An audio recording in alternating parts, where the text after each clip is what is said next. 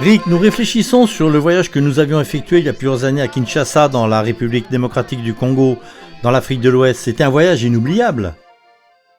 C'était la première fois que je visitais ce pays et j'avais l'œil grand ouvert. À Kinshasa, il y a 17 millions de personnes et la ville grandit rapidement. Il semblait que chacun d'entre eux était dans la rue lorsque nous sommes arrivés à l'aéroport. C'est une ville active, vibrante, en pleine effervescence. Et des pionniers de Global Mission y ont implanté des églises au fil des années.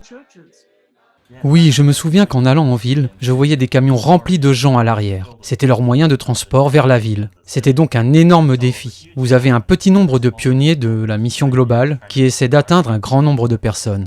Nous étions là pour la formation des pionniers de Global Mission et je n'oublierai jamais la personne qui m'a le plus marqué. Bien sûr, c'était le pasteur Jérémia, ancien pionnier de Global Mission, qui a dirigé les chants pour l'événement. Il était si vivant, si enthousiaste et son histoire est si impressionnante. Vous avez suggéré que nous l'emmenions dans la rue pour pouvoir le filmer en action.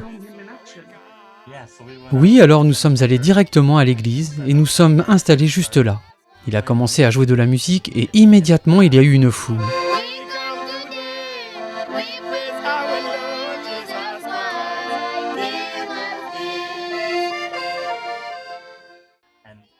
Et bien sûr, sa personnalité est si contagieuse. Il est si vibrant et a cette vie en lui que les gens sont attirés par lui, même sans la musique. Il avait ses deux enfants avec lui. Ils étaient si petits, Benji et Josie. Josie avait été très malade. Elle avait eu la malaria. Elle avait des ulcères aux jambes. Donc elle n'a pas l'air très heureuse sur la vidéo. Mais elle a chanté.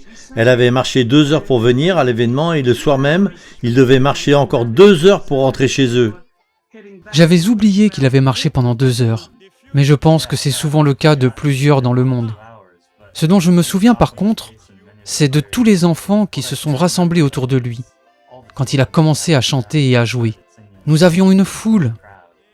Je me souviens que plusieurs années plus tard, alors que je marchais dans les couloirs de la conférence générale, j'ai entendu la même chanson que nous avions enregistrée, jouée et chantée par le pasteur Jérémia. J'ai passé la tête dans le bureau de Ricky Oliveira, notre producteur vidéo, et il était en train de faire le montage. Et bien sûr, il y avait le pasteur Jérémia. Ricky le connaissait sous le nom de Pasteur Lobo. Peut-être que c'est pasteur Jérémia Lobo, mais il était là avec sa famille. Nous le connaissions avec 2 enfants et un bébé d'1 mois à la maison. Mais maintenant, la famille s'était agrandie et il exerçait toujours son ministère comme il l'a fait au fil des années.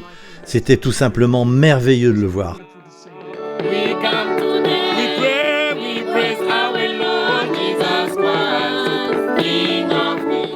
Ce qui était génial cette fois-ci, c'est qu'ils avaient de petites trompettes faites maison. C'est vrai, magnifique.